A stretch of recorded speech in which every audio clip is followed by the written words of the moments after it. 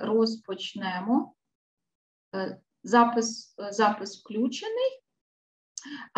І тоді, шановні колеги, з вашого дозволу, ми розпочинаємо нашу сьогоднішню публічну лекцію.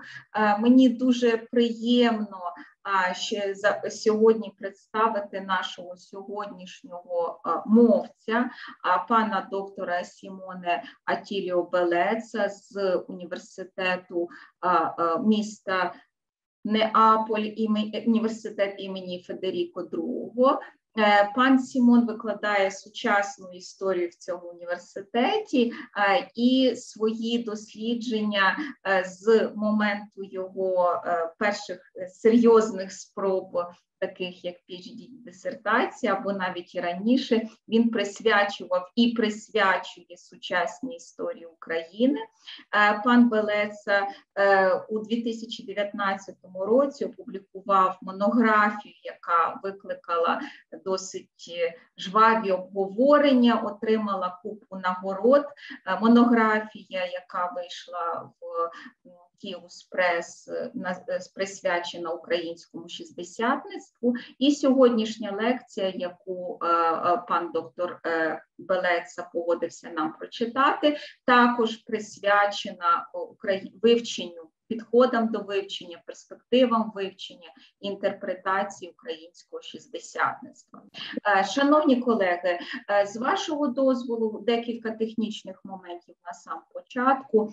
Велике прохання до усіх присутніх упродовж лекції тримати, і взагалі, коли ми не говоримо, тримати мікрофони виключеними, щоб не створювати шуму в ефірі. Лекція, спершу ми матимемо лекцію, пан доктор Белеця однаково прекрасно володіє і українською, і англійською мовами, але вирішив лекцію прочитати англійською мовою. Водночас запитання до лектора, так само як обговорення, дискусія у нас двомовні, тому, будь ласка, користуйтеся тією мовою, якою вам зручніше говорити. Також, якщо у вас виникають запитання можна ставити у чаті. Я після завершення лекції їх озвучу, ці запитання до нашого лектора. Або, будь ласка, користайтеся опцією піднятої руки і задавайте свої запитання, коментуйте, розпочинайте дискусію. Я сподіваюся, нам буде цікаво не лише слухати лекцію, але і обговорювати підходи і тези нашого лектора, і ми дійсно проведемо інтелектуально насичений і приємний вечір. Все, я замовкаю, я передаю слово нашому лектору. Пане докторе, прошу. Well then, good evening, everyone. Thank you very much for inviting me. I would like to thank particularly the Department of History of the Kyiv-Mohyla University for having me as a guest during these 3 weeks that I've been studying and spending here in Kiev. And I would like to thank also Professor Shrichta for having me and collaborating with me. And I hope that we will, develop our collaboration in the future as well. So I will now try to share the presentation as I did before, hoping that it's going to work well enough. So you see that the title of the presentation is like a repetition of the title of my book, The Shore of Expectations, that I have translated in a slightly different way into Ukrainian. As you can see, I preserved the Ukrainian Bereg, which is, of course, not a literally translation of Shore of Expectations. I was just playing with words with the Ukrainian and with the English words. And during this presentation, I will try to, let's say, summarize results of my research on the Shistdesiatnytstvo, even if I have to admit that I'm not now working on this topic anymore. And as it, usually very often happens in historical research, you move by breaking, let's say, imagining that one research is a room, you just break the walls of the room. So now I'm moving forward towards the 1980s, towards Chernobyl and so on, and I'm moving, let's say, abroad towards the diaspora in the West during the Cold War. So, and also, I have prepared this presentation in Ukrainian. I hope there are not too many mistakes, just to, facilitate the comprehension, even if I know that, in your university, English is one of the official languages, so you shouldn't have problem with me speaking in English. So let's start with who were the Shistdesiatnytstvo. When I started studying this topic, I was a little surprised by the way that the historiography, the Ukrainian historiography, let's say 10 years ago, was presenting this topic, because the Shistdesiatnytstvo were mainly conceived as just one phase within the longer history of the movement of national liberation of Ukraine. And if I have to say also, like to evaluate some books, it seemed to me that also the general evaluation of the contribution of this specific generation to the national movement of liberation was not that, let's say, it was not considered that fundamental for the outcome in 1991. Well, so I started to study this generation, of course, Shistdesiatnytstvo, as you know, it means the generation of the 60s, trying to understand who were the Shistdesiatnytstvo, where they came from, and to understand and try to understand what was their cultural environment and how they elaborated that thinking and so on and so forth. So, what I have found after my research is that, of course, generation of the 60s, but it means that the most important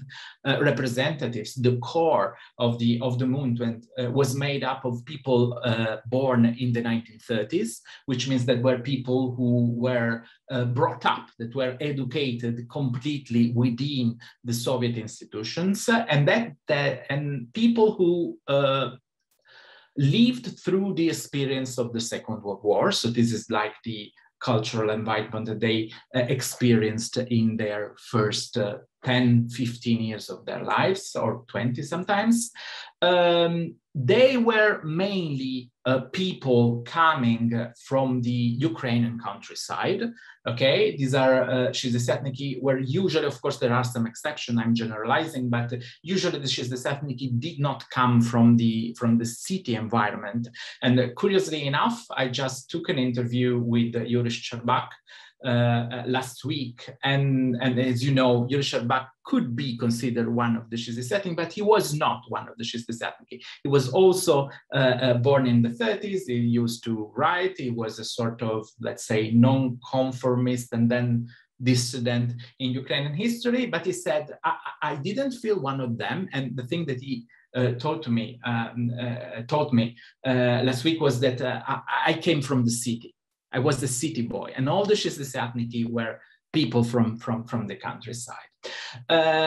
The central elements of the movement, they came from the central and eastern regions of Ukraine. As I wrote here, Dzyuba was from Donetsk, Svitlichny from Luhansk, Chernobyl and Kostenko, they are from, let's say, Kyiv, Simonenko, Poltava, Gorska is a, let's say, is a particular case. I put her here because, it's very, let's say, yes, it's from the countryside, but used to live also in Leningrad or St. Petersburg now. So it's let's say, it's her history, it's a little more complicated, but of course, and I'm not saying that there were no Shistdesiatnytstvo also in the West, but the most important representative, most important figures came from Central and Eastern Ukraine. And another let's say, completing this portrait from the origins, and very important element is that all these people were very, very good students. They came from the countryside, yes, but their successes consisted in being very good students, and so gaining access to the best educational institutions of Ukraine and sometimes even of the Soviet Union as a whole. Let's think of Dina Kosenko, who studied in Moscow at the Gorky Institute and so on. And also, and this is perhaps something that, I mean, it's a little already in contradiction with the usual reading of the Shistdesiatniki. The Shistdesiatniki were very often active members of the Komsomol, and in some cases even active members of the Communist Party. And this is something that I would like to stress, because the first time, this is something that I repeat also very often, but the first time that I met Ivan Zuba, and even before starting the real interview with him, he told me, you know, I want you to know, and this was, of course, before the famous law on the memory, on the historical memory of Ukraine. So I want you to know that the Soviet Union was not only bad for me. I want you to know that the Soviet Union allowed me to study in the best university, in the best institutes of Ukraine. The Soviet Union was able to grant me access to the best medical facilities, because I had different diseases, and I was able to cure myself within these institutions. Those, let's say, hospitals that now are available only for the people who are rich, that can afford themselves to go to these hospitals. So you don't have to think of the Soviet Union only as a bad thing. And this is very important, because what I think of this generation is, and perhaps I can already in a way move to the following slide, is that they perceive themselves, the Shistdesiatniki, as the best product of the Soviet state, of the, let's say, of Soviet Ukraine. Also, so where does this national problem come from? If they were so, let's say, happy with the Soviet Union and what was going on in the Soviet Union, so where does the resentment towards the nationality question come from? Well, once again, I think that we have to look at this problem from a different point of view. And now I have to immediately, apologize in advance. I'm offering you some quotes, but unfortunately, the first quote from Les Staniuk is not the original quote, even if I should perhaps,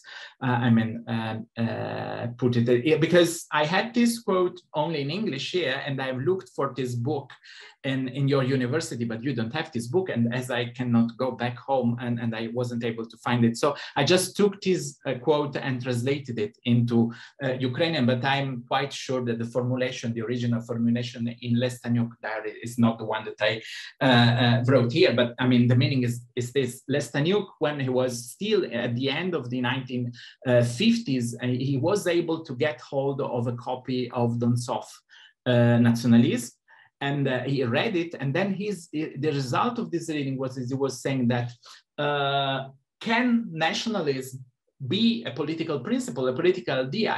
He said no, it cannot be.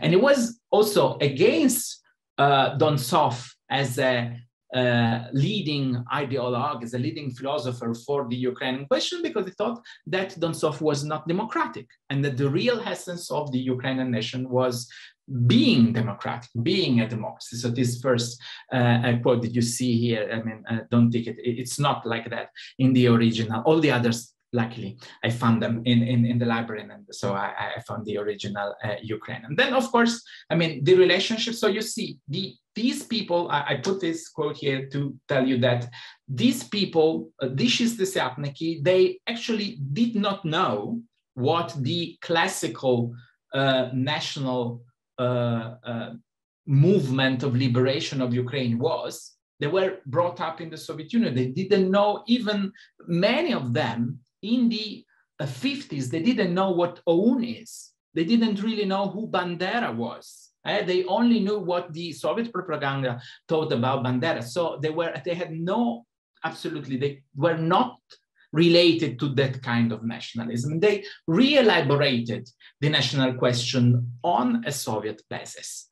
And this basis was absolutely not anti-Russian. As you can see from this very famous, verse by Lena Kostenko, she used to study in Moscow, and Moscow for Lena Kostenko was the city of the internationalization, was the city where she could get to know a lot of people coming from other countries. And those in Moscow are very happy years in the life of Lena Kostenko. So of course the idea that the relation with the Soviet, with the Russian literature, with the Russian language was very good in the Shistdesiatniki. Lena Kostenko, знову чую російську мову, говорить кисної краси. And also, to add on that, Dzuba, if you think of Dzuba, his dissertation as kandidatska dissertacja was a dissertation at the beginning in Russian literature about Mayakovsky and so on. There was, and even Dzuba, confessed that also in his memoirs, that he, at the beginning of his academic career, he declared to be Russian, that his native language was Russian. Actually, it was Ukrainian, but also Russian. So these are people that do not feel that Russian literature, the Russian culture, the Russian language is something, let's say, other than they are. This is a part of their culture. And so why there is a national question? Because, of course, all these people are working with Ukrainian language. Of these people, many of them at least, are working with the national Ukrainian culture. And this field of work as naturally a field of work where they have to deal with the language, with use of the language. They could see that in their everyday life, both at work and in the everyday life in the cities, there were some discriminations against the use of Ukrainian language and against, in general, the expression of Ukrainian identity in the Soviet society. Just to make an example, of course, all these people were concerned with the fact that they could not publish in Ukrainian enough. That there were some limits, there were some obstacles to come across. As I wrote here in the university, studying in Ukrainian was a problem. Of course, perhaps you very well know that there was difficulties in finding books for the university, manual for the university that were not in Russian and they were in Ukrainian, using in the theater, in the art, but also in everyday life. Lena Kostenko, for example, told me that the moment that she really felt like discriminated against as a person was when she was, expecting her first child.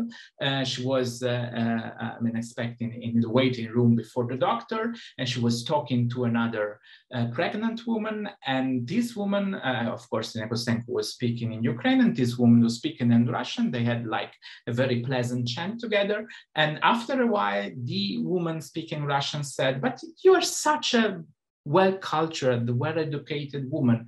Why don't you speak a human language? Почему вы не говорите по-человечески?" And that, of course, was a shock to Lena Kostenko, who came back from Moscow to live in Kiev and in the Ukrainian capital, was pointed at like someone who is not a person. So this kind of discrimination, and this is just one example. All the Shistdesiatnytstvo that I talked to recounted at least a couple or more episodes of discrimination, of feeling discriminated against because they were using Ukrainian, some of them at least, and so this is one of the reasons. So the idea that I've used to describe the group of the Shistdesiatnytstvo is the idea of the companion. As you probably notice, is a concept that has been reformulated by Juliane Fürst already, perhaps even 10 years ago, in a very famous book. And she, let's say, has proposed to look at this group of people as these groups of people, these informal companies that are born in the Soviet Union of the thought as with the term of compania, that means mainly a group of friends, a company of friends. I think this is a concept that very well describes also the reality of the Shistdesiatnytstvo. And I would like to add, and I'm once again apologizing in advance for what I'm doing, because I will, continue this presentation showing only male figures, and in the group of friends that constituted the core of the Shistdesiatnytstvo, of course, there were also a lot of women, but I didn't have enough time to explore this. So the task of my study was actually to somehow foster further study of this phenomenon also in Ukrainian historiography. One of my suggestions would be to look at the feminine side of the Shistdesiatnytstvo. I don't know if we can use the Ukrainian word Shistdesiatnytstvo or something like that. But just to make an example, let's say the solidarity within the group was imagined and coordinated, managed mainly by women. For example, Moroz was not a part of the group of the Shistdesiatnytstvo at the beginning, and it was exactly the women within the group. It was Alla Gorska, Lina Kostenko, Nina Svitlichna, who decided that, after Moroz was imprisoned, was sent to Kiev, there was another woman outside Kiev with no more house to live in, with no more husband, and with a son that she had to provide for. And the idea was, we have to help her. And so Moroz, came to know the core of the Shistdesiatnytstvo thanks to these female ties that, among women, among mothers that decided to help. And so the solidarity also, all the system, you probably know that then the Shistdesiatnytstvo decided to institutionalize a sort of channel of solidarity, gathering money to help those who were hit by the repressions, by the Soviet repression. So the compania is the central idea. Once again, I already talked about this, and I will not spend too much time here. Is the idea, the central idea was the idea that this group, these informal groups perceived themselves as a part of Soviet society, that Soviet society that during the thaw was somehow rethinking itself. It was, after the death of Stalin, was re-elaborating a new way, a new social pact for the Soviet Union, and that, the new pact was signed, of course, by Brezhnev after 1964, and this is also, we could say, the end, the official end of the thaw. So this idea of Shistdesiatnytstvo, or in Ukrainian grammatkist. There were some, and I will not elaborate this too much, but there were some places where the Shistdesiatnytstvo used to meet as friends. It was, of course, the apartment of Svitlichny. It was the apartment and artistic study of Alla Gorska with her husband. But I think that one of the most interesting institutions that the Shistdesiatnytstvo built in the first half of the 60s, of course, was the Klub Tworczej Molody of Lestaniuk. Because this was exactly already an attempt to transform the informal group of a company of friends in a more formal institution that was somehow acting in the public, in some, let's say, public occasions, to build this famous new grammatkist that the Shistdesiatnytstvo would like to build and and through it reformulate what also Soviet Ukraine ought to be in the future. And so this is, and of course the club is important because this proves that there was a collaboration between the Soviet institutions and the Shistdesiatnytstvo at the beginning of this history. And so our question should be why these people became, and not all of them, but many of them then became dissidents. We shouldn't think of the only possible outcome of this movement. We should look for the reasons for these very good Soviet dissidents to become dissidents. And so, of course, the idea is that after 1964, after the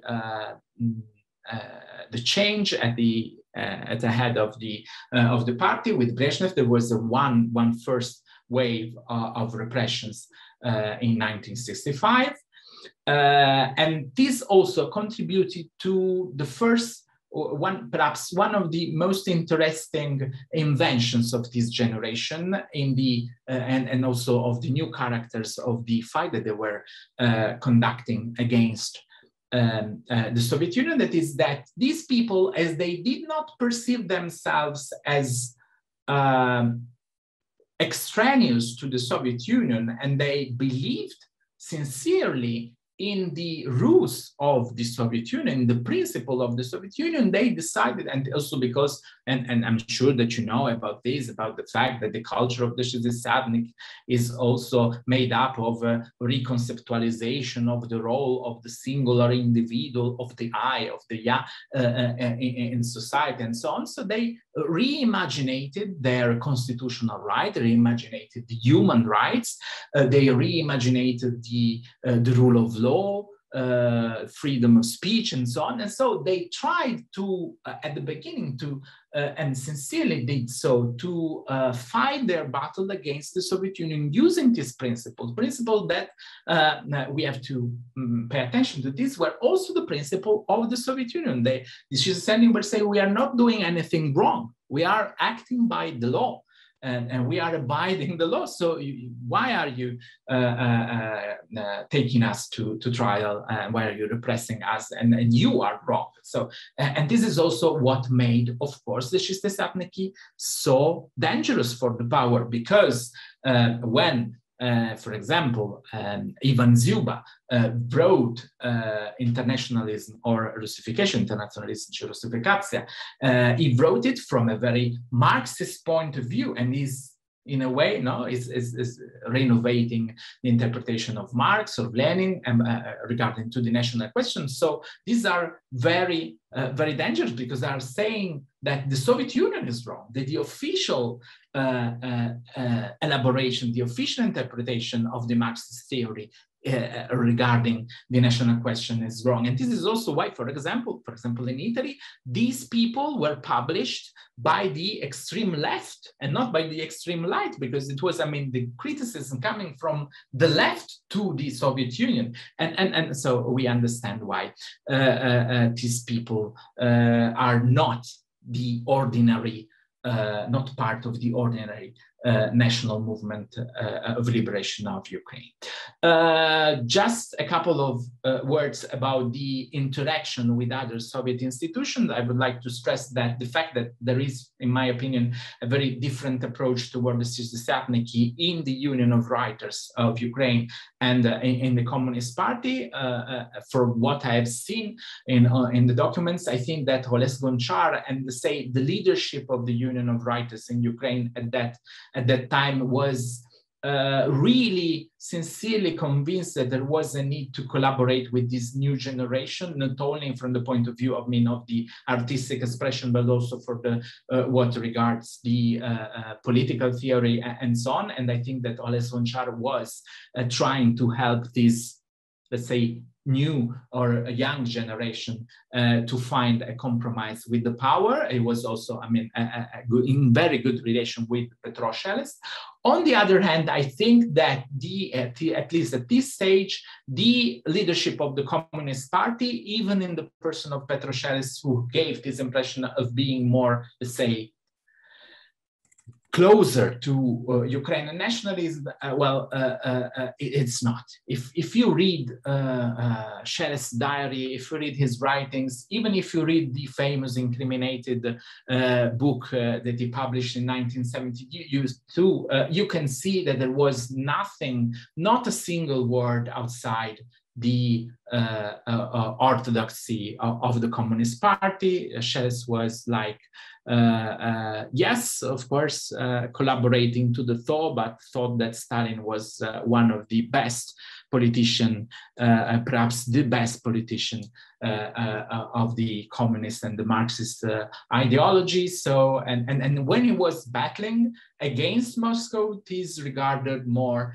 a problem of, let's say, battles within the party, but there is no reason to believe that Shells could ever think of the Shistdesiatniki, of these informal dissidents as allies from a political point of view. And of course, the Shistdesiatniki did not get that. So I'm here just proposing very briefly some quotes by Ivan Zuba from Internationalism or Russification. This is about the importance of the Ukrainian language and the national language for, let's say, for building a good personality, and this other one is very important because it shows like how Zuba was, I mean, once again thinking of the national questions not only in terms that were nationalist and that regarded only the Ukrainian part.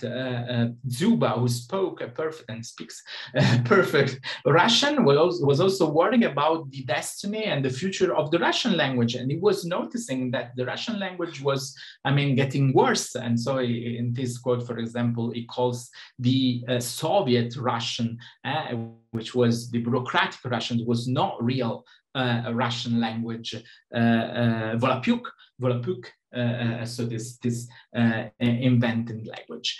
The other pole, if it's clear that one of the pole of the Shistdesiatniki was Zuba is, in my opinion, Valentin Moroz. Valentin Moroz is perhaps the more nationalist among the Shistdesiatniki, is the ones that always had like this idea of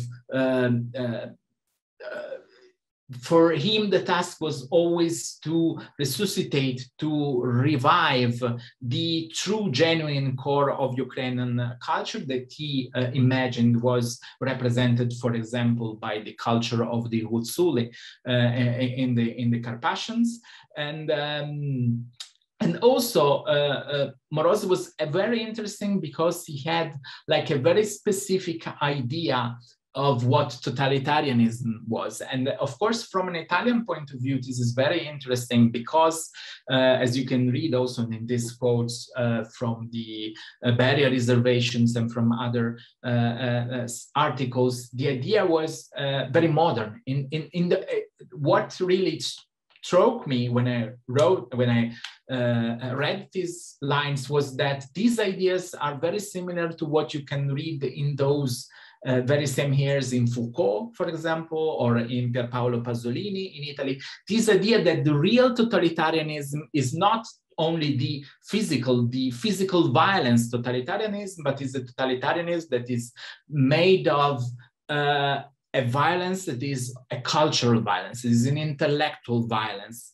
And so this is a very modern, let's say, idea for those years. And this is, I mean, also stress the importance of this generation that has been so long ignored, but that they contributed so much to the, I mean, re-modernization of Ukrainian thinking in those years. So you can see here there is these quotes about the totalitarianism of the SSSR, about the consumerism as actually a factor of totalitarianism, because, of course, standardization, the mass production of cultural objects is a way of building just one culture, of eliminating differences and building just one man, that is the Soviet man. And in this, I'm sure that you are also very familiar with this other quote from Moroz, the idea that in these,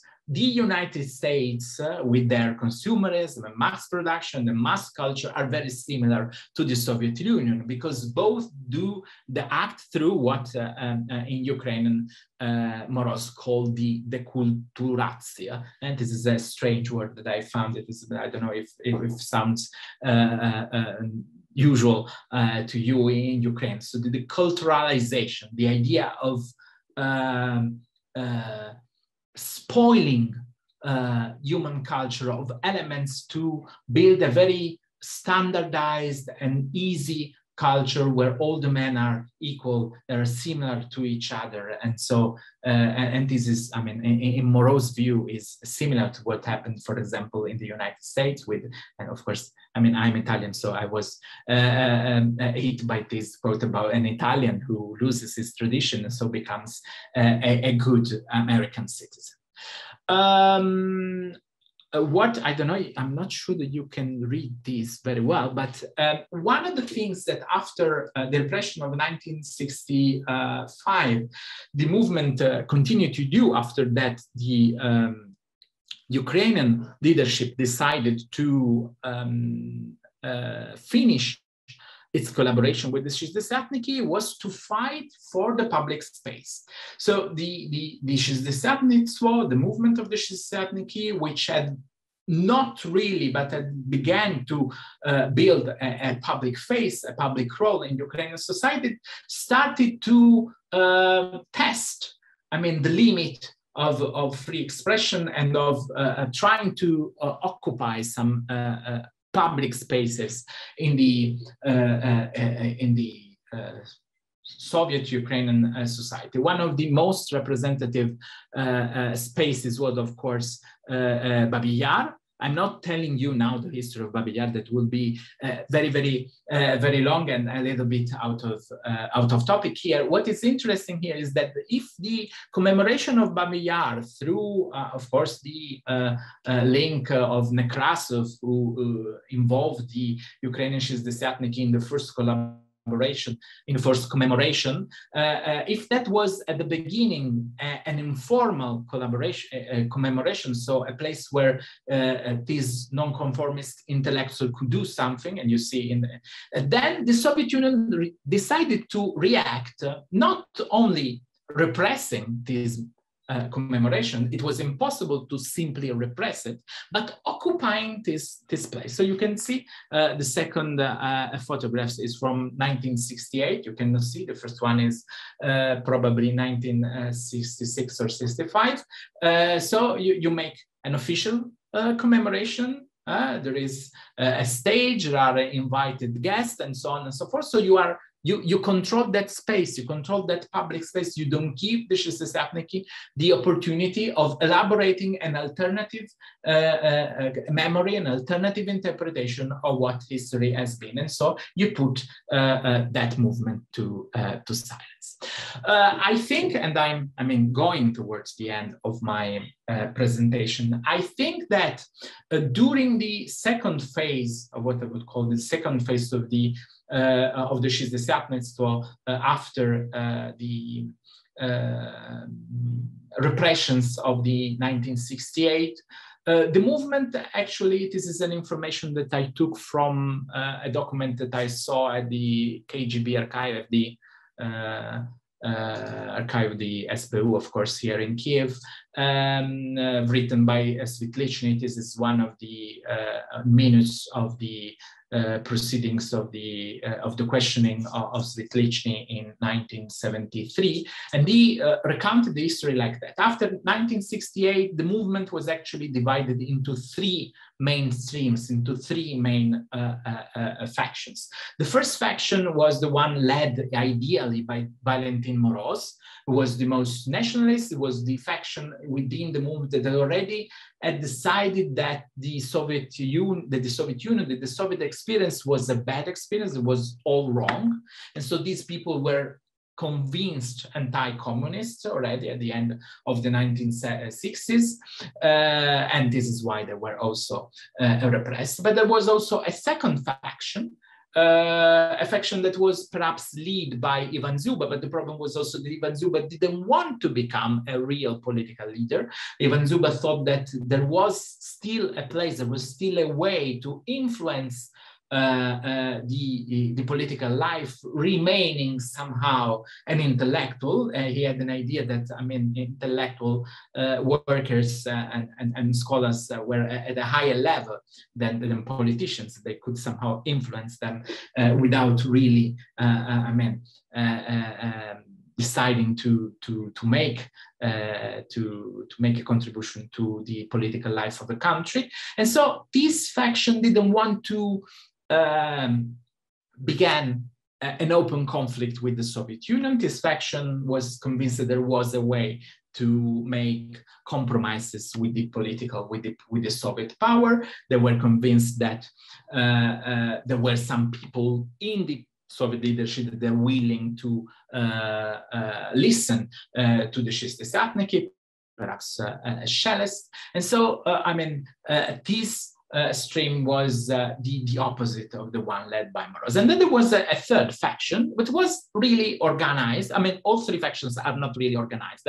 We are always thinking of this is not a party, this is just people, communicating, exchanging ideas, and sometimes, but they were also organizing some specific activities, and these were organized mainly by this third faction that was, in my opinion, led especially by Vyacheslav Chornovil, but also by Leonid Plush and so on. This faction had a less, let's say, fixed idea of what national belonging was. We found, for example, Leonid Plush, who was, as you know, yes, a Ukrainian, but a Russian speaker, and then who discovered his Ukrainian identity, so began to study Ukrainian and spoke only Ukrainian in Ukraine, but outside Ukraine he had a lot of links, and he felt absolutely at home also in Moscow, speaking Russian, and so the people who have more, let's say, elastic imagination of their elastic concept of their national belonging. And also there were people who were, yes, not yet completely anti-communist, but in favor of organizing specific initiatives, for example, in defense of some of the repressed, or as in the case of Vyacheslav Chornovil, to communicate, to open.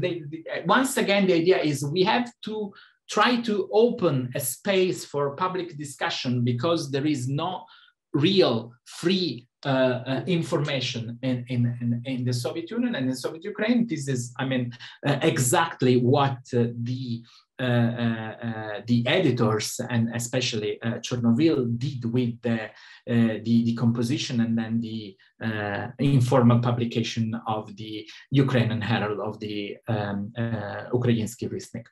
As you can see here in the these are the introduction to every issue of the Ukrainian Herald. The idea is exactly that they have, this publication had no fixed ideological basis. They were very happy to host different points of view, different writing. This was just, a way to build a space for discussion, for debate, for a free debate that was in that moment lacking, missing in Soviet society. So, coming to an end, because as you know, the Shistdesiatnytstvo, of course, came to an end in 1972, when all these people were, almost all of these people, with some very few exceptions, like Nina Kostenko, who did not get arrested. All these people were arrested. They were unable to publish, even in the Samvida, in the Samizdat, and we could say that the phase that we call informal thinking, in Ukrainian the word is inakomyslenia, has come to an end. After 1972, the Soviet government did not accept any more free thinking outside the border of the party. And so now you had to choose. Either you stay with the party and you abide the rules of the party, either you are a dissident. And so, of course, Shistdesiatniki were imprisoned in the Gulag, of Shistdesiatniki were imprisoned in the criminal psychiatric institutions. And I think that the most important inheritance of the movement also for the following movements that were born in the 70s and in the 80s and so on, because of course many also the people who made up the core of the Shistdesiatnytstvo collaborated to other political initiatives in the 70s, in the 80s, consisted in a different political culture.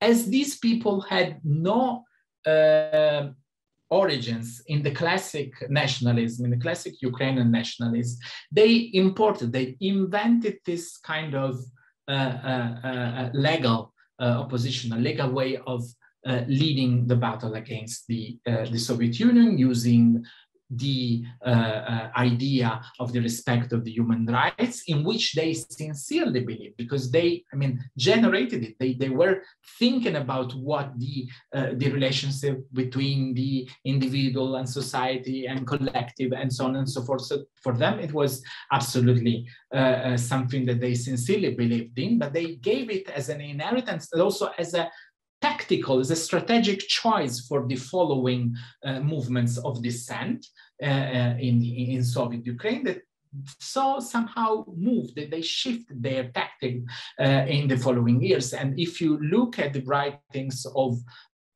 for example, nationalists who were imprisoned in the Gulag and they met with the Shistdesiatniki, they acknowledged how the Shistdesiatniki were important, how they showed them that in some cases, this kind of opposition was stronger than the opposition that you can do embracing a rifle and just shooting a Soviet soldier. So this is something very important. But of course, we have also to think that the moment of cultural renaissance that was born during the thaw and that flourished during the 1960s has come to an end, and that the following, let's say, movements in Ukrainian society and the following organizations, they have as a new task, a task that they cannot say, aloud, because this is still forbidden in the Soviet Union, that is Ukrainian independence. And they have lost, on the other hand, the initial motive of the discontent of the Shistdesiatnytstvo. It was finding new ways of artistic expression, of finding a new way of building a real good Ukrainian language, generate a good Ukrainian literature, having, as Lestanyuk said, laughing not at the people that are speaking in Ukrainian, but together with those actors that are acting in Ukrainian. And so, these for me are the two main, the main difference and the main similarity with what comes after 1972. So we have the difference that the following movements are political movements, and are political movements who are absolutely in favor of Ukrainian independence, which was not originally in the idea of the Shistdesiatnytstvo at the end of the 50s or the beginning of the 60s.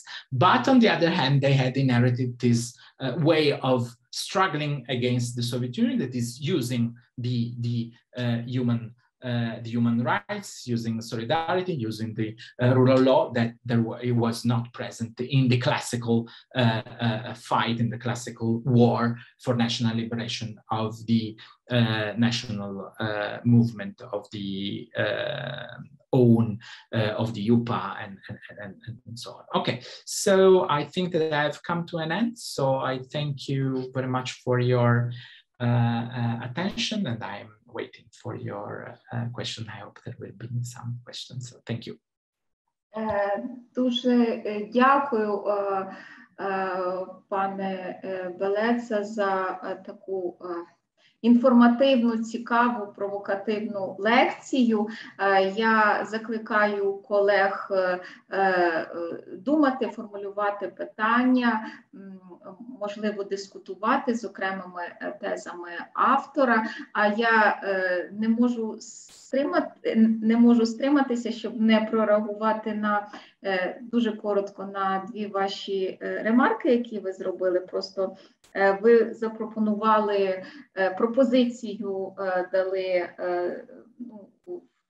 для українських дослідників, загалом для дослідників явища українського шістдесятництва, розглянути, поглянути на жіночий вимір шістдесятництва. Просто у нас на кафедрі якраз це вже мало місце. Декілька років тому дуже симпатичну бакалаврську роботу Аліна Кулішова захистила. На жаль, якраз стосовно жіночого виміру, так, вона робила колективний жіночий портрет, наскільки могла змалювати жінок, які були задіяні в цьому русі. На жаль, Аліна не продовжила своє навчання, можливо, колись вона повернеться до нас. Ось, зате другий аспект, який ви заторкнули в вашій лекції стосовно суперництва з владою за простір, так, за публічний простір. Буквально в минулому році знову-таки Світлана Довгань прекрасну бакалаврську роботу захистила. І оскільки Світлана продовжує своє навчання на кафедрі, маємо всі підстави сподіватися, що вона буде і далі розвивати це дослідження. Тому просто хотіла показати, наскільки дослідження, зокрема наших студентів, у нас на кафедрі ідуть тими напрямками, в тих напрямках, які ви окреслили. Ще раз дякую. Шановні колеги, будь ласка, запитання, коментарі. Пані Олю, я з вашого дозволу, пані професор Оля Гнатюк, прошу, пані Олю. Я дуже перепрошую, що так коротко, але дійсно буквально за 3 хвилини маю переключатися. Тому просто малесенький коментар з приводу Бабиного Яру і того, що радянська влада боролася за цей простір, так, ну, насправді там не просто за простір боролися, і такі людей арештовували. Тобто були репресії, і вони не були банальними, вони тривали впродовж довгих років, і ну, це така ну, величезна травма для єврейського середовища Києва, але ж не тільки для єврейського середовища Києва, але також і для шістдесятників, які потерпали від цього. Тому там насправді не йшлося винятково про боротьбу за публічний простір, але йшлося про те стирання пам'яті і нав'язування радянської версії пам'яті. І насправді йшлося просто про монополь на пам'ять, а не боротьбу за простір, так, на мою думку. Перепрошую, на цьому я не можу продовжувати. Хотілося б з вами продовжити розмову, але не зможу зараз бути довше, ніж пару хвилин. Так що вибачаюсь дуже. Дуже дякую, пані Оля. Пане Белеця, будете відповідати на ремарку пані Олі? Yeah, perhaps just because otherwise, yes, she's going away. So, I think, I mean, thank you very much for this comment. And yeah, you are absolutely right. I mean, in stressing that there was also a violent repression against people. You are absolutely right. I didn't want to give the impression that there was not a violent let's say, repression against the people who were trying to enforce a different memorialization of what happened. By the way, there is, I mean, perhaps I shouldn't say that, but there will be soon published a new article about the memorialization and what happened in Babi Yar, published in the Harvard Ukrainian Studies very soon. So, and this is like just another example that, I mean, what I have done in my book and with my research is just like gathering all the different topics of research that still need to be researched in the future, and there are many new things that we can know. And the very, I mean, the central part, the most important thing that we have to think when we think of Babin Yar is that, once again, in my opinion, this is a key moment where the Ukrainian nationalism finds a way to include, again, the Jewish part of the Ukrainian nation, or if we want to think of these of two different nations, as to live together and to fight together for the same rights. So this is why, another reason why it was so dangerous for the Soviet Union, because this different interpretation of what happened during the Second World War, and the fact, yes, of course there were Ukrainians who collaborated to the genocide. Nobody was, negating that, but the fact that in the 1960s, Ukrainian intellectuals say, you see, what is going on is also repression in the Soviet Union, and the Jews are twice repressed because they were repressed, they were during the war, they were killed, and now they're again repressed, and they cannot celebrate what happened, of course, is a repression, and we should unite, we should join each other in our fight against the Soviet Union. This is one of the key moments, of course, of that commemoration that lead then also to, yes, to repression, to, for example, I think that they filmed the first commemoration, and these tapes are nowhere to be found. They were probably destroyed by the Soviet institution and so on. So forth. There is a very strange and unclear story about that. So yeah, I mean, thank you very much for this, and I'm sorry if I gave the impression that I suggested there was no real violent repression. Of course, there was always violent repression, and perhaps sometimes it's difficult, I'm sorry, I'm adding just one more detail, to understand that for those people, this violence was terrifying. I mean, when I talked to Zubin and asked why he decided to, I mean, come to terms even after the final arrest in 1972, he told me, you know, I was terrified. I didn't know what was happening in the Soviet Union. And after months spent in a cell alone, they took my daughter, and I could see her from afar, passing through in the prison, and I didn't know what they were doing to her. So this is the kind of violent repression, even psychological. You think you are sitting in a cell for several months, then you see that they took your daughter, and they're menacing, they're threatening you with the life of your daughter. You don't know. Of course, you are, I mean, retreating. You are going back and doing everything to save your daughter. So this is something that we have to think. There was a very violent side of this repression that somehow sometimes are lost. So thank you for your comment. Дякую, пане Сімоне. Пан професор Михайло Кірсенко, будь ласка. Molti grazie, Dottore. With your permission, I would advise you, it was very interesting to listen to your excellent presentation. I have just a couple of advices for you. First of all, I would advise you to add not only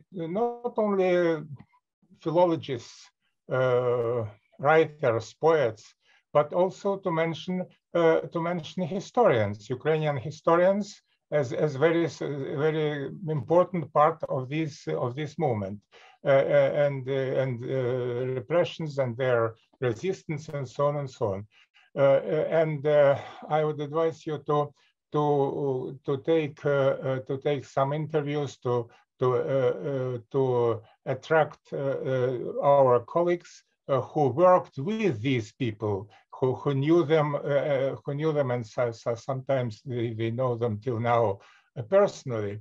then I would advise you to attract such interesting events as influence, for instance, of the Prague Spring 1968 and the Polish Solidarity, of course, and to attract such an interesting page in these activities of the Soviet or anti-Soviet dissidents as their contacts with other Soviet republics.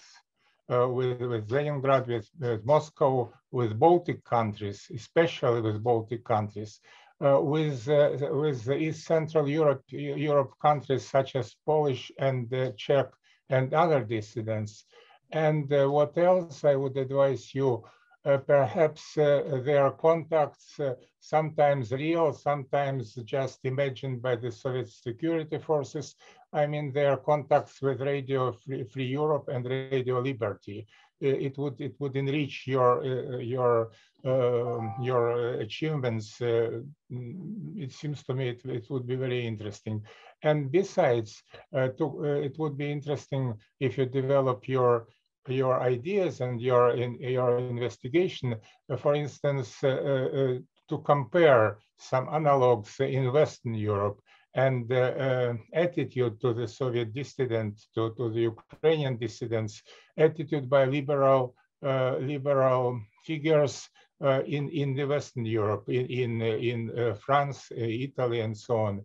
And by the way, if you consider in more remote past influences, Italian Ukrainian influences, it would be interesting, for instance, to mention that Lesya Ukrainka translated Gabriele D'Annunzio.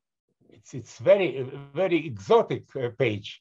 Of course, long before he became such a classic for the future fascist movement, but just as literature influences. And it would be interesting for you to maybe not in this research, but to mention such an interesting figure among Ukrainian nationalists in Italy as Onatsky. Onatsky, who was very active in Italy in 1990s and 1930s, and who tried to connect national liberation movements in Ukraine with the Italian, very interesting Italian processes.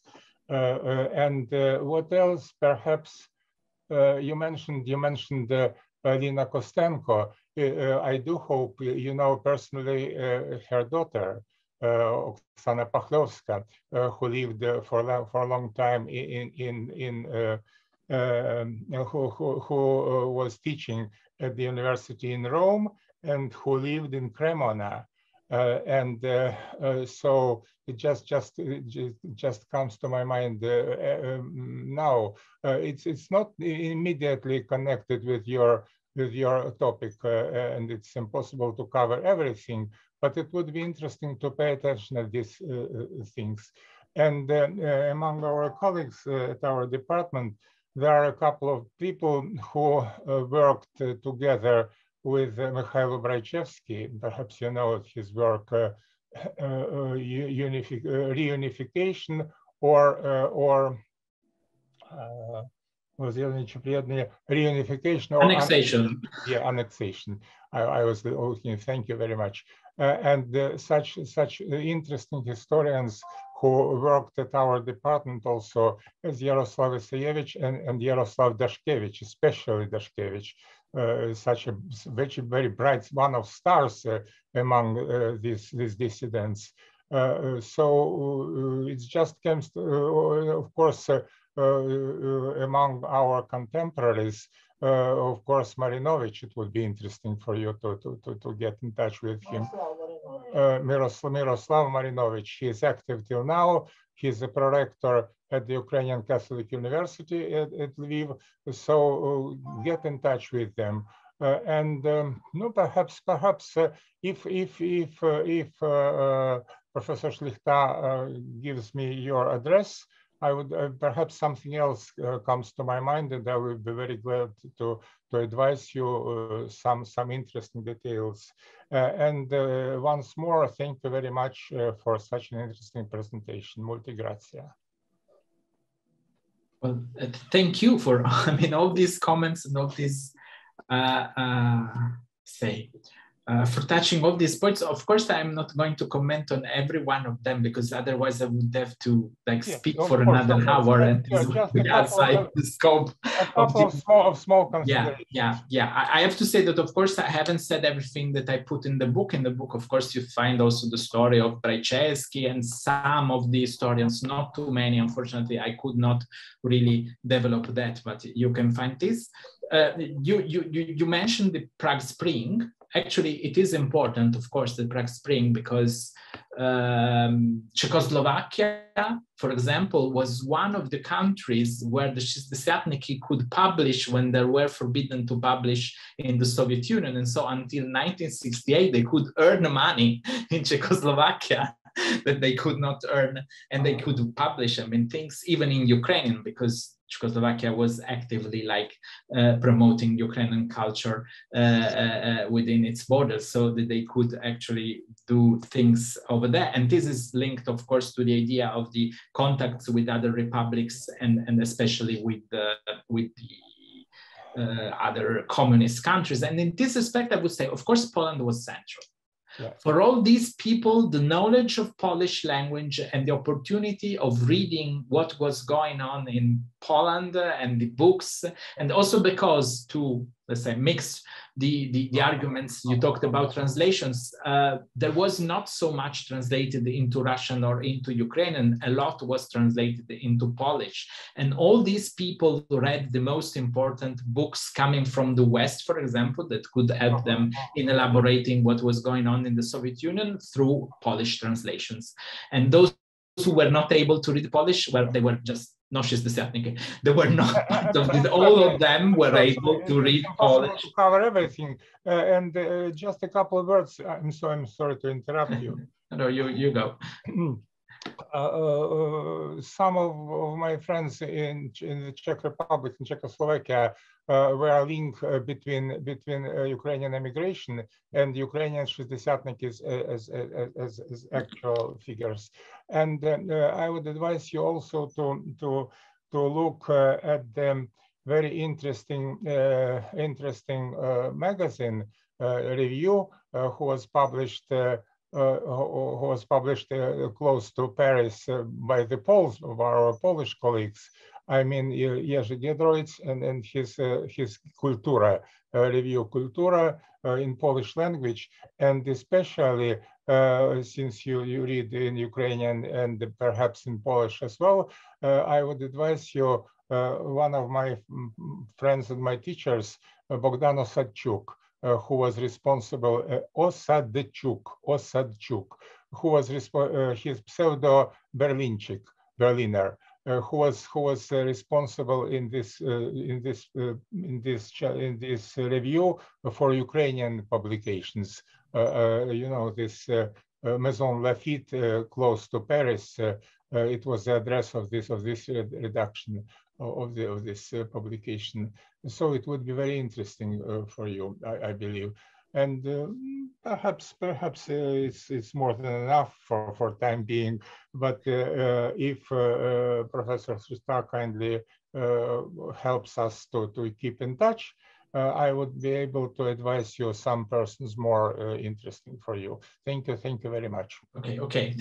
Thank you very much. Yes, of course. I mean, give my email and contacts, and we can keep in touch. And just to end this short comment, yes, translations are very important. And another field that I haven't covered actually well enough is the field of translations. That the Shistdesiatnytstvo as a cultural phenomenon is also of people who were involved in translating things. That they knew that for growing Ukrainian culture, you have to translate and to innovate in the culture, looking at what was going on. And so, of course, the new reviews that were born in those years in the 1960s, you know about that and all the rest. So, and this is another topic that I haven't. And Oksana Pakulowska, of course, She's a friend of mine. She was my first, linked to the Shistdesiatnytstvo. That's why I obtained like an interview with that otherwise is not available for any interviews. But I was just like a young Italian meeting a Ukrainian grandmother talking to her.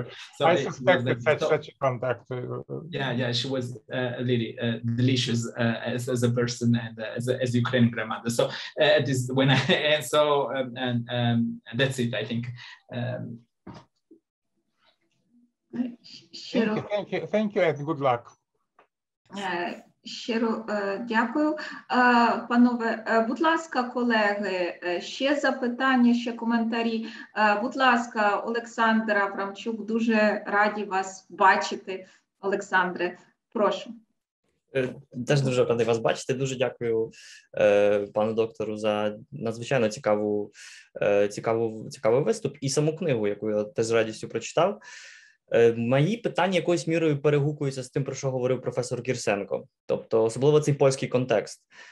Мені здається, чи можливо ви бачили в своїх джерелах якийсь зв'язок між цим відомим листом Яцка Куреня і Модзелевського до партії 64-го року і цими постулатами критики комуністичної партії з марксистських позицій, і тим, що писав Дзюба, власне, рік пізніше. Чи можна говорити про якісь зв'язки? І тут друга аналогія, яка мені теж приходить на думку, це течії. Якщо ми поглянемо на польський дисидентський рух 70-х-80-х, там теж є радикальна течія, тобто Конфедерація Польської Неподлеглої, Лешек Мочульський, Корнель Моравецький, які виступають за такі надзвичайно радикальні кроки щодо комуністів, якоюсь мірою перегукується це з тим, про що говорить Мороз.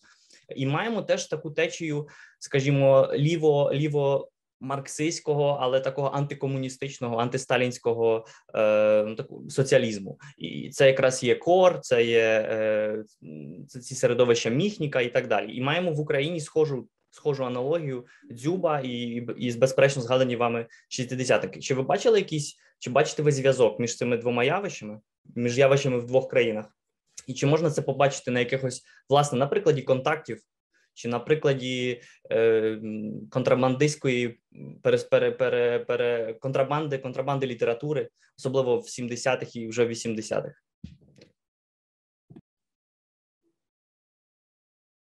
Дякую. Пане доктор. I was just writing down a few. So thank you very much for your questions, which are very difficult to answer and to reply to. On the first, unfortunately, I am afraid that I am absolutely unable to answer to your first questions, that this is not something that I have considered, and I am not able to tell you.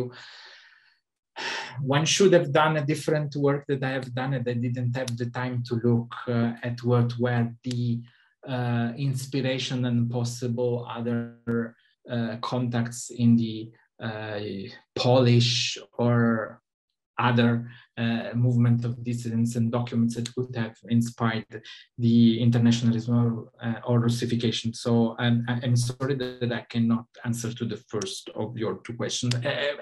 About the second, I can say perhaps a few words. The first one is that, the first thing that I can say is that perhaps we should consider timing. That is that, yes, for example, I presented Moroz as the most, let's say, extremist, we could say rightist within the Shistdesiatnytstvo, but we have to think that Moroz in 1968 is nevertheless not Moroz of the 1970s, of the 1980s, or so on and so on. So there is, of course, if you look at his very first writings, you can already see that there is a germ that will grow and that they will lead him to a very more nationalistic concept of national belonging and of the solutions also to the political question and so on and so forth. But in the 60s, what I have noticed, and I don't know, perhaps this is, not completely agreeable, but what I have found is that the ideological core of the Shistdesiatnytstvo, the idea that there were human rights and that of pacific confrontation with the political leadership, and is very strong and is somehow successful. And so even people who were like leaning towards being a little more active, a little more, I wouldn't say extremist, both, I mean, both on the left and on the right, they were somehow attracted to the center. They were very moderate. And if this is something that you see, for example, if you consider, and I haven't mentioned them, all the group of the Shistdesiatniki that gathered in Lviv, the Horini brothers, and all that group that is going to be much more nationalistic. If you read their writings in the 60s, as they come from a different environment, they have like people in their family who participated in the partisan war during the 40s and the 50s. So this is a different environment. They are in the 60s somehow attracted to the core of the Shistdesiatnytstvo. They say, okay, let's prove being democratic. Let's prove, I mean, putting aside our more nationally, and so the development comes after 1972, where the solution indicated by Zuba. This is, I mean, in my opinion, Zuba is a tragic figure because, I mean, he sincerely believed that it was possible to change the Soviet Union from within, and that there was somehow, and I mean, there is a psychological and cultural battle within himself, within his role. He's the one who is supposed to become the political leader, but it's also the one that always said, I don't want to be a political leader. I think that my role in society is different from, so again, I've gone very far away from the question that you asked at the beginning, but this is to say that during the 60s, there is some sort of attraction towards moderate solutions of the problem, and that the further elaboration, more extremist things came afterwards in the 70s, in the 80s, and these, of course, can be somehow compared to what happened also in other contexts, like in Poland and so on and so forth. But we should like study more the similarities and differences. And about what was smuggled, introduced illegally into Soviet territory, my problem that now, I'm so sorry if I'm taking so much time, but the fact is that I'm now interviewing people from the Ukrainian diaspora who are smuggling things into the Soviet Union. It is very difficult, it's strange, but it is very difficult to find people who are willing to admit they were doing that. I mean, I would imagine this is something that you go proud of, that you are very happy about, because you can say, I mean, I contributed to, undermining the Soviet Union, but it's not like that. I mean, among the very many people that I interviewed, a very low number of people admitted to coming. So it's very difficult to actually study who brought what into the Soviet Union and how, because the very same people that you are interviewing are not really willing. I mean, only two people. Roman Senkus admitted it, and Halina Green. So two academicians, let's say, so people who are very sure. All the other people are not. The question: did you smuggle something? But you go, no, absolutely no materials, no money, no anything. But I mean, you probably know that. No, they were. What about Taras Kuzio? What about Taras Kuzio and this prologue? Well, no. I have to admit, I never met Taras Kuzio and just a couple of names more to add to your list of Shistdesiatniki. I mean Ivan Drac, first of all, poet Ivan Drac, and the second you mentioned as tragic figures, of course, Mikhailina Kotsubinska. Mikhailina Kotsubinska, pay attention at them. They deserve to be included into this list of immediate participants of this movement. Thank you. Thanks.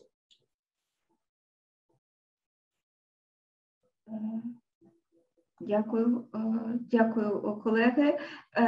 Будь ласка, ще питання, коментарі, реакції. У нас таке емоційне, жваве обговорення, яке різні вписує дослідження пана доктора Белеце в різні контексти. Євген Мінко, прошу, Євген. Дякую. I thank you for your lecture, and I will try to be concise with my question. You have stated that there were 3 fractions in the Shistdesiatnytstvo movement, and one of them was very radical, was anti-Soviet. It did not want to communicate with the Soviet power in any way, just oppose it. And it was crushed in the 70s. But the other 2, they survived more or less. And later in the 80s and in the 90s, many figures were involved, firstly in perestroika, then in dissolution of the Soviet Union, and then like Ivan Zuba was involved in governing independent Ukraine. So do you think that this legacy of these 2 fractions, which were less radical, did enable them to integrate in the 80s to the power? Very good question. I just would like to specify better that all 3 fractions actually were crushed by the repression in 1972. They were all hit by repressions. I just didn't, I mean, I assume that you also know. No,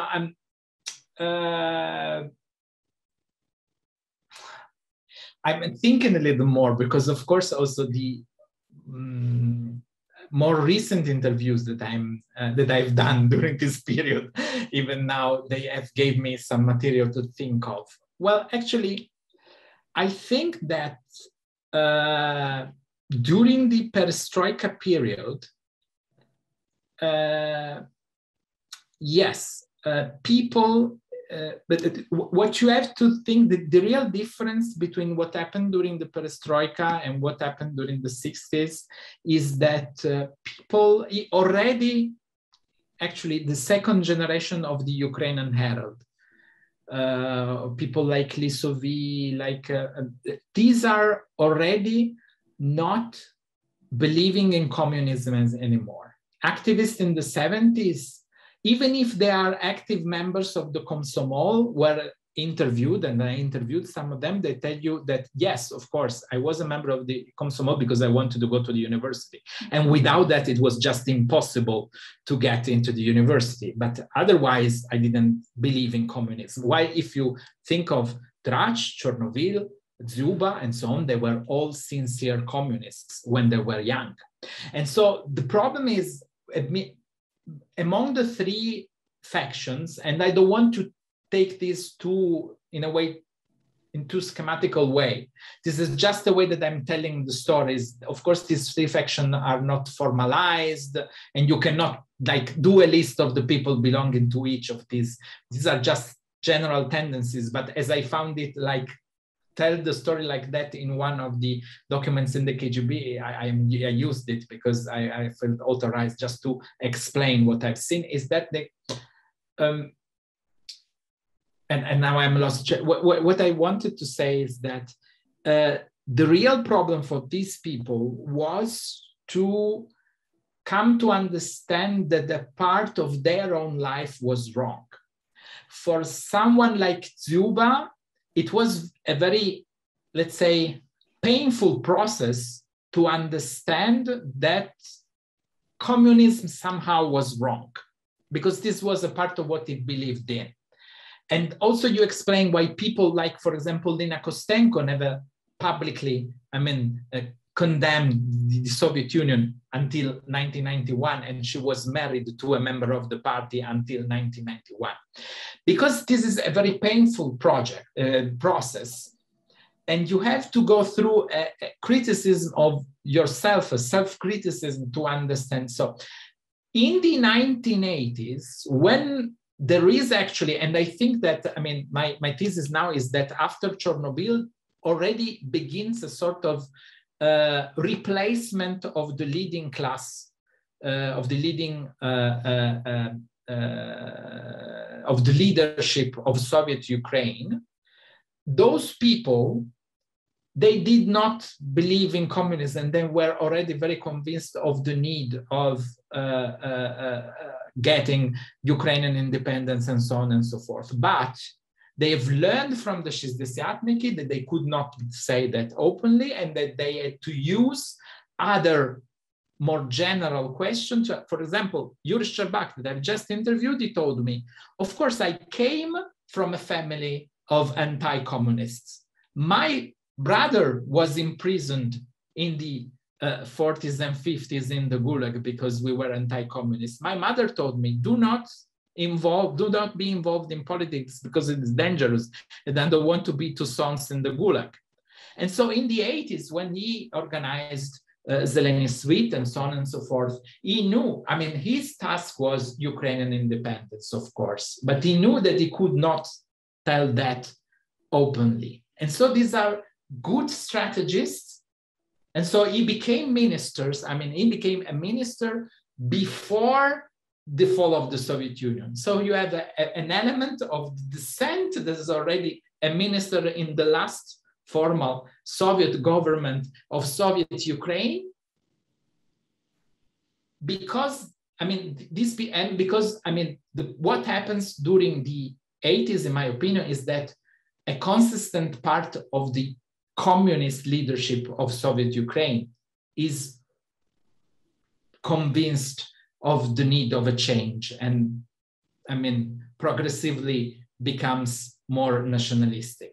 And so it does not concern only the dissident movement, but concerns also the political leadership, the communist political leadership. So it's a little more complex, I would say, perhaps. I don't know if I answered your question, but, and then of course, yes, of course, I mean, a lot was coming from the Shistdesiatniki, the techniques and so on and so forth, but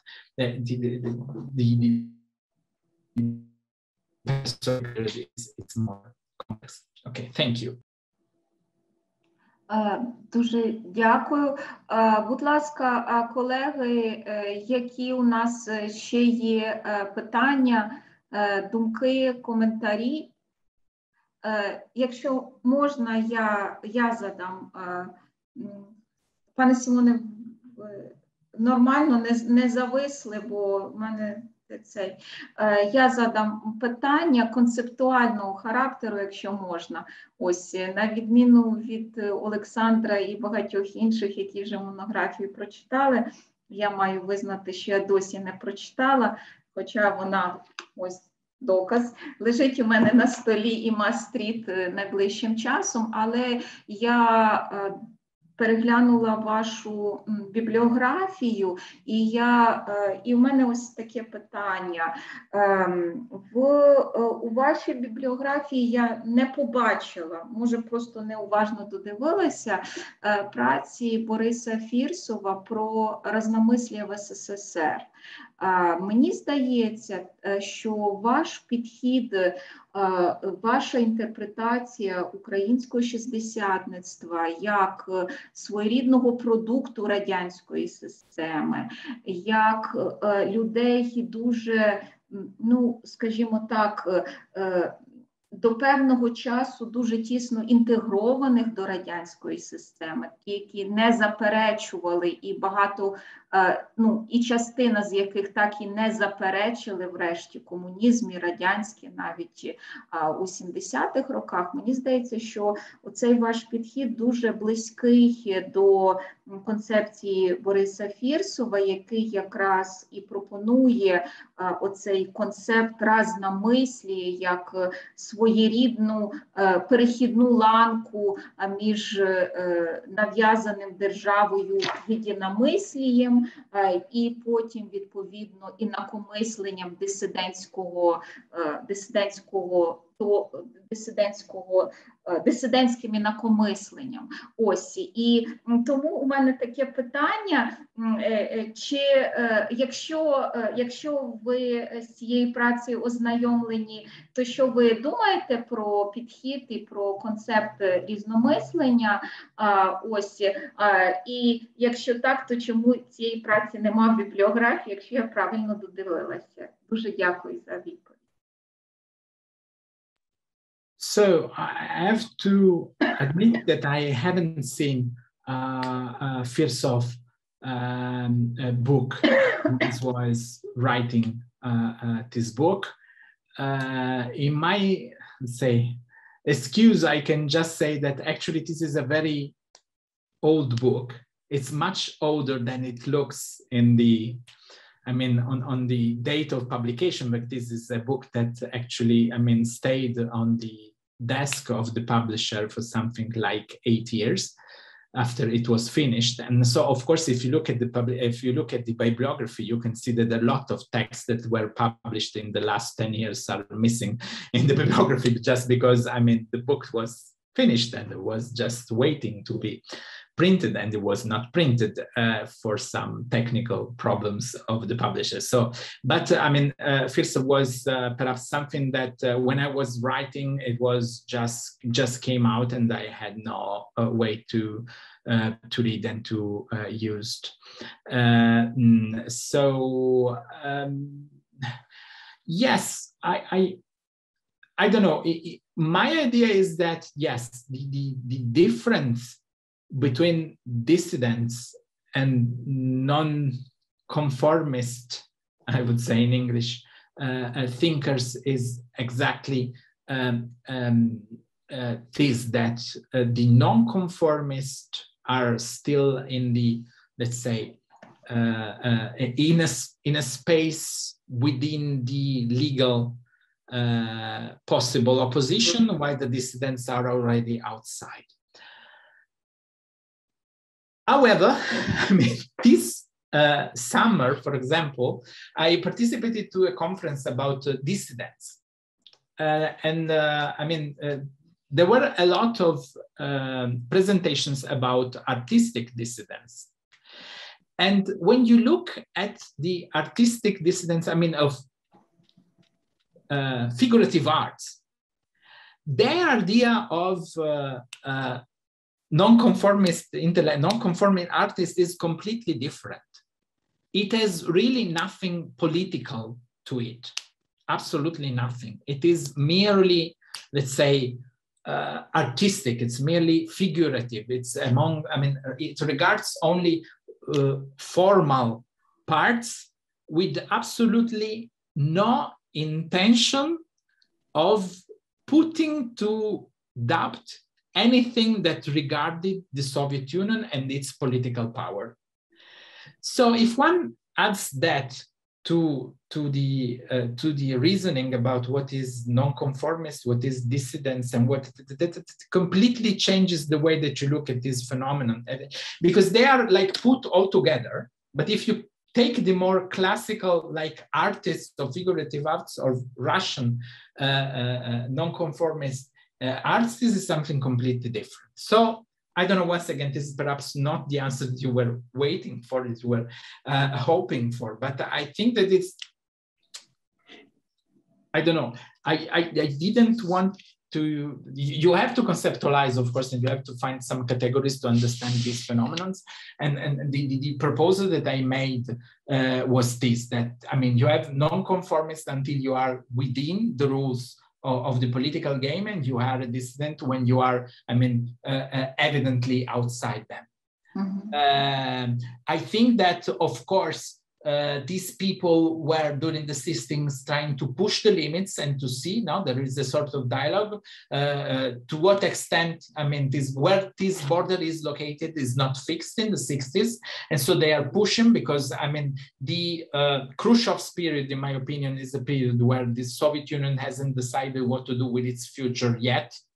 And so it is possible to push further the border of what is just non-conformism, but and with Brezhnev that it's just not possible anymore. It changes completely, and then I mean you become also almost automatically a dissident. But I would not like. I mean, this is just one of my proposal, and I'm happy to discuss that if somebody has new like a different interpretation. I'm sorry for this poor answer to your question. Дуже дякую. Тільки ось мені здається, що якраз концепт Фірсова, він не саме різномислення, він якраз не обов'язково передбачає оцей політичну перспективу. Тобто якраз мені здається, що воно може включати оці всі вияви, бажання виявити свою мистецький самовияв, той, який не вписується в рамки соцреалізму. Мені здається, якщо знову-таки пробувати концептуалізувати, то за Фірсовим воно дуже може вписуватися в різномислення, тому що йдеться про те, що ти залишаєшся в рамках цієї системи, і ти просто шукаєш свого самовираження, яке зовсім не обов'язково має бути антирадянським, не обов'язково має бути антикомуністичним, а може бути просто твоїм.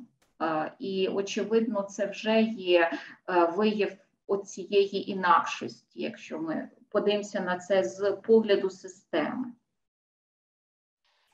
You know, I think that you're right. The problem is that, I mean, I actually and sincerely don't know how to conceptualize that, because when we are studying this movement, we are actually studying two different phenomena, in my opinion.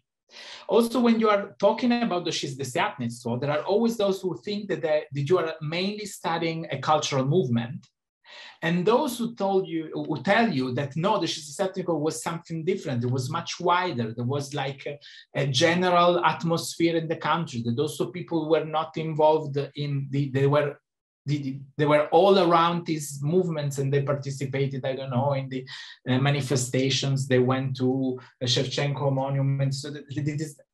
But these are two different things. I mean, the cultural elaboration by intellectuals and artists, who are people who have like a meta thinking about what they do, and the more political, social, and these are two different.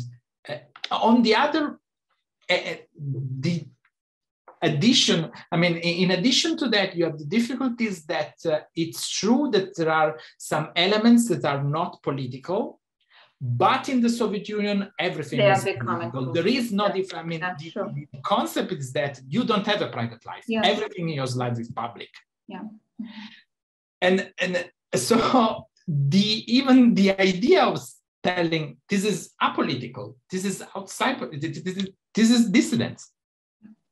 This is something that it was, so it's difficult to elaborate a category that can help to understand the fact that we are working with phenomena that are very complex, that are at the same time intellectual cultural movements, but also expression of a more general discontent among the population towards maybe matters or topics that have nothing to do with the real expression with finding a new genuine way of expressing cultural Ukrainian identity and so on and so forth, and the fact that the political and the private and the public, what's political and not in the Soviet Union is not that actually in any society, because also not in socialist society the border is not that fixed, but in the Soviet Union is clearly non-existent. Theoretically is not existent. So, I mean, my difficulty in elaborating a new category is real, is sincere. I don't know how to, what I wanted to do with this work on the Shistdesiatniki is to show, for example, I mean, one of the questions was comparing with Poland, with Czechoslovakia and so on. So the idea is why there was no Ukrainian Dubček. Because this movement was not able to, I mean, take that step towards elaborating a real political movement. Because, I I mean, part of the leadership of the movement was already in the gulags, okay, the repressions, because I mean, I think that the Soviet KGB in Ukraine worked very well, and the most dangerous elements were kept in the gulag and were not free. Zuba was not that dangerous from their point of view, and they didn't want to become a political leaders. So this is what I wanted to show, that it was, I mean, a movement similar to what was going on in other contexts, but that lacked this final phase of evolution, of transforming, of turning in something in a real, and that's why you don't have a real 1968 in Ukraine, but you have the 1972. Because we all know Shelest was afraid of the 1968 in Prague, in Czechoslovakia. He said, I don't want that. Let's eat them first, before they became a real problem, before they became a political. So that's what we know about Shelest, that he was one of those who wanted to repress the Shistdesiatnytstvo. He was afraid of dissent, and that's why I think that, I mean, and I don't know, I mean, I know that, I mean, 2 monographs actually came out about Shelest in the last few months. I haven't had time to read them completely. I don't know if they are adding Bajan and Shapoval, if they're adding, I mean, more knowledge to what you know about Shelest. But I mean, I would say, I don't know, perhaps, I don't know if you know, if they're not here to ask, but I think the Shelest was really not a politician that the Shistdesiatnytstvo could trust. So, sorry again for... No. Thank you. Thanks so much for your answer, for your elaboration. Dear colleagues, do we have any more questions, comments, reflections? If not, Alexander, please. Just small follow-up question to the human rights elements of this whole discussion in the 1960s. What is the source of this human rights concept? Because as we all know, it is rather after Helsinki Act in 1975 that it became a truly political postulate worldwide. And so to what extent, what was the source first of all, and does it mean, I mean, the presence of this human rights issues in discussion, does it mean that this is not a just non-conformist, it's becoming strongly political? Well, it's not a bad, I mean, interpretation. I would disagree with you on the fact that the human rights are not a problem before 1975.